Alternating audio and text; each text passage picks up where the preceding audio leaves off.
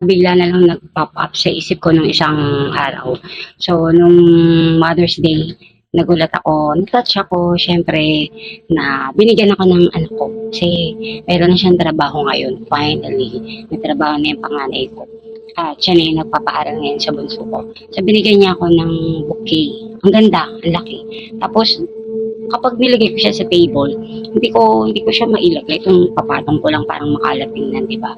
So, all of a sudden, may bigla akong naisip. Siya ko, gagawan ko siya ng ano, para maisabit ko siya sa pader. Meron ako nabili sa Japan surplus, malapit sa amin, na badminton racket. So, yung badminton racket na yun, excuse me, ginawan ko siya ng kumbaga, ilagyan ko siya ng mirror, acrylic mirror. Tapos sinabit ko siya sa wall. Ganun lang. Nilagyan ko lang ng adhesive yung acrylic mirror. Tapos dininikit ko na siya dun sa badminton racket. Natawa lang ako. Tapos, sa naisip ko, tinanggal ko ulit yung mirror. Isa yun sa mga repurpose na napost ko na dito sa YouTube. Doon ko siya nilagay. Nilagyan ko siya ng tali. Yung tali para sa mga flowers. Yung meron siyang balot. So yun, doon ko siya binuhol and then sinabit ko siya dun sa pader. So hindi na ako nag-drill dun sa pader. Meron ako nabili na self-adhesive na transparent na nail hook. So okay siya, madikit siya. I-try nyo yun, may marami yun sa mga online. Ganito yung itsura niya. So yan. Tapos isa sa mga naisip ko ng mga repurpose. Kasi gusto ko maglagay ng maliit na halaman sa study table. So, dahil gusto ko na merong wood element, dahil nilagay ko yung sa wall, yung puting wall, nilagay ko doon yung dati ko pa na DIY ideas project. Yung ano siya, door cabinet, nilagyan siya ng mural. So, ang pinalagay ko doon, do what you love and love what you do. So, nagkaroon tuloy ng focal point yung room. So, naisip ko, gusto ko ng wood element. Kaya nung gusto ko maglagay ng halaman, dahil masyadong maputi yung table para 'di ba yung mga paso natin.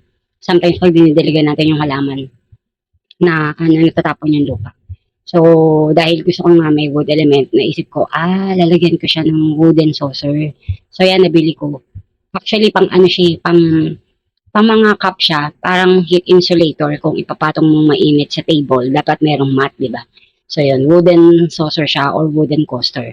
So, ginawa ko siya na plant saucer. So, yun. Okay. Cute siya.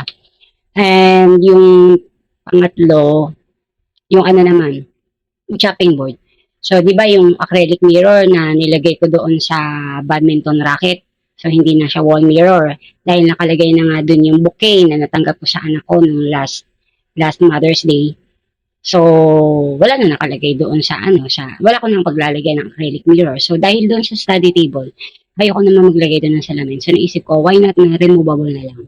So, at dahil gusto ko din ng wood element, so, nag-isip ako, sangkala na lang. So, yung una, ang gusto ko, sana square. Pero buti na lang meron akong nakita sa TikTok, marami siyang iba't ibang klaseng shape. Merong square, may round, may parang pizza style. So, nagustuhan ko yung parang meron siyang handle. Kasi ang sukat niya, 30 cm by 30 cm. Yung nabili ko na acrylic mirror, 30 cm by 20 cm. So, fit na fit siya doon.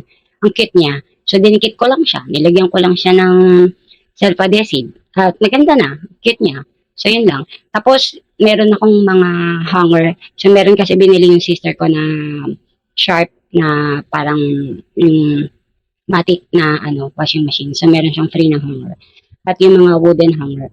So, naisip ko, isasabit ko siya yung mga nabili ko din na S-hook na pwede mong sabitan like ng mga cup, like ng mga towel.